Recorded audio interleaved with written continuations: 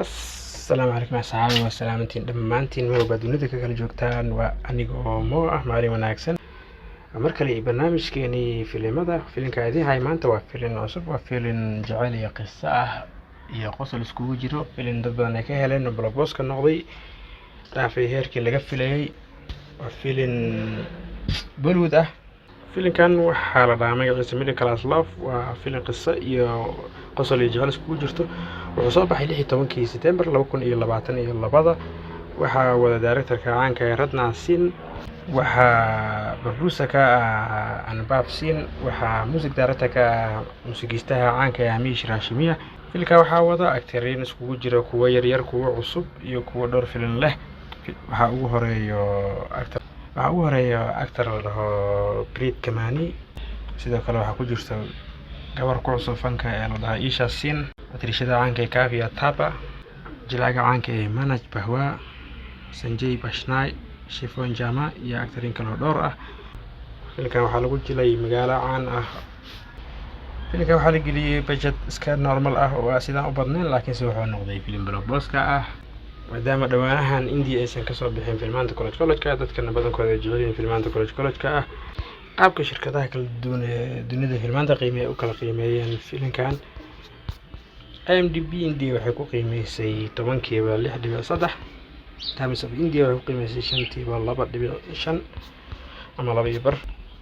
OT waxay ku qiimeysay 5kiiba 7 10kiiba 7 qisada filimka wax yar ka taabto waxay khusaysaa qisada filimka waxay khusaysaa wiil ka dhashay middle class family ah middle class ah ayaa wuxuu riyadiisa tahay inuu ku biiro college-ka ugu weyn magaalada Missouri ee Oakwood loo yaqaano isaga iyo aabihiisana waxay tahay riyadiisa inuu wiilkiisa meeshaas ka qalan jabiyo maadaama isaga uu awoodi waayo inuu ka qalan jabiyo laakiin wiilkii markii college-ka la geeyo waxbarashadii ka mashquulinayo jecel iyo laba gabdhood oo dhaxda ka galo waa si qosol iyo jacayl iskugu jirto oo ay dad badan ka heleen filimkan wuxuu gaaray heer sare iyagu aad u badan waa ammaaneen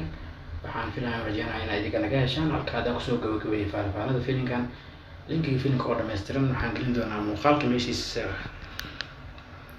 commentiga waxaan ku qorayaa filimka maanta waxaan dhahayaa bin isaga commentiga soo kormari doono mar labaad ku celiyo filimkan ama muuqaalkan aan ka hadlayo linki filimkan aan muuqaalka kaga hadlayo linkigiisa waxaan gelin doonaa muuqaalkan meeshiisa commentiga waxaan ku qorayaa filimka maanta waxaan dhahayaa bin isaga commentiga soo kormari doono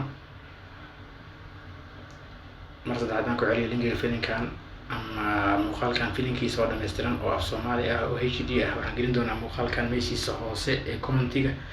comment ay ku qoran tahay filimka maanta oo aan bin dhahayo commentiga u qoray ku dhufo kadib waxaad arki doontaa linkaas ku